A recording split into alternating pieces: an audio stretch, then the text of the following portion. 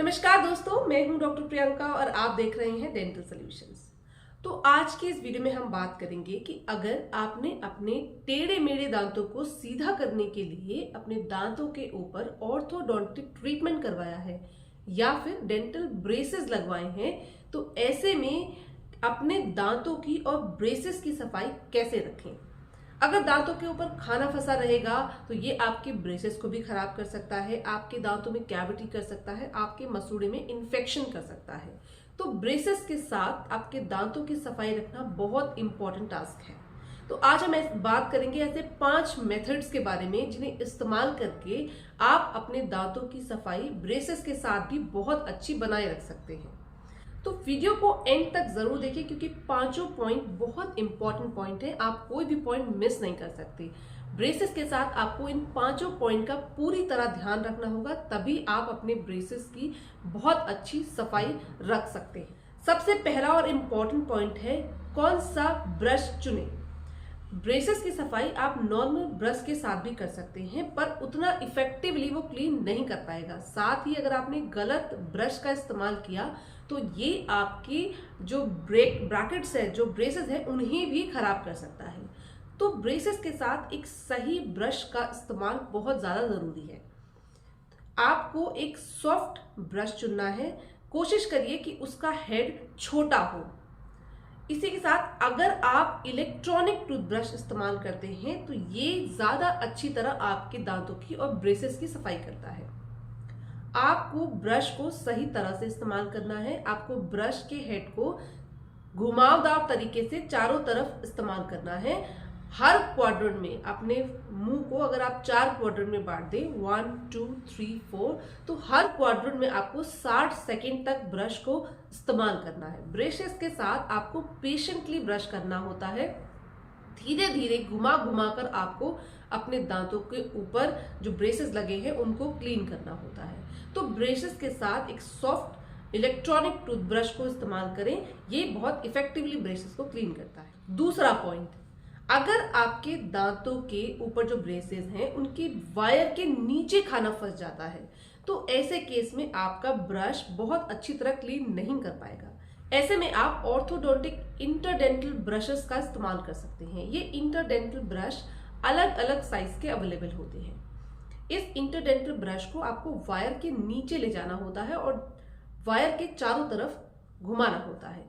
इस छोटे छोटे ब्रिसल्स से आपके वायर के नीचे फंसे हुए खाने को आप आसानी से निकाल पाएंगे। तीसरा इंपॉर्टेंट पॉइंट, अगर आपके दांतों के बीच में कोई स्पेस है और वहां खाना फंस रहा है तो ऐसे केस में इंटरडेंटल ब्रश बहुत ज्यादा आपको क्लीन नहीं कर पाएगा। तो ऐसे केस में आपको फ्लॉस का इस्तेमाल करना है। आप जो ब्रेसेस है और जो दांत है उनके बीच में अगर आप फ्लॉस इस्तेमाल करना चाहते हैं तो नॉर्मल फ्लॉस आप इस्तेमाल नहीं कर पाएंगे क्योंकि उसका जो थ्रेड है वो बहुत फ्लेक्सिबल होता है, तो वो आपको क्लीन करने में बहुत हेल्पफुल नहीं होगा। तो ऐसे में आपको ऑर्थोडोंटिक फ्लॉस का इस्तेमाल करना होगा। ऑर्थोडोंटिक फ्लॉस नॉर्मल फ्लॉस से अलग होते हैं।